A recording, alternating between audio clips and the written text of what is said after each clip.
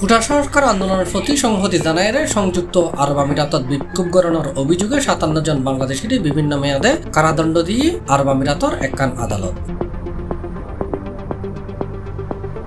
তার মধ্যে ৩ জনের যাবজ্জীবন, ৫৩ জনের ১০ বছর এবং বাকি একজনের ১১ বছরের কারাদণ্ড দেওয়া হয়।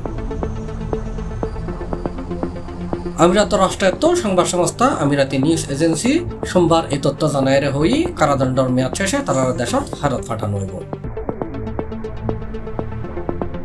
WAM প্রতিবেদনে হওয়াই এই মানুষজন তারা নিজ দেশের সরকার বিরুদ্ধে বিক্ষোভ করছে। একজন প্রত্যক্ষদর্শী নিশ্চিত করছে যে বাংলাদেশ সরকারের নেওয়া সিদ্ধান্ত প্রতিবাদে তারা সংযুক্ত আরব আমিরাতের বেশ কয়েকখান সড়কত বড় ধরনের বিক্ষোভের আয়োজন করছে।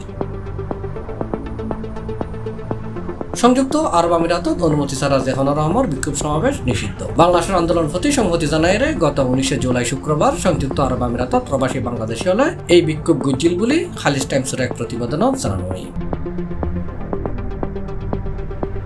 প্রতিবেদনত হওয়া ওই বিক্ষোভের পরদিন জুলাইয়ের ২০ তারিখ শনিবার আবুধাবির বাংলাদেশ দূতাবাস এবং দুবাইতে অবস্থিত বাংলাদেশের কনসুলেট জেনারেল বিবৃতি দিয়ে প্রবাসী হলের এই ধরনের কর্মকাণ্ড বিরতি থাকিবের আহ্বান জানানো হয়। C+ চট্টগ্রাম।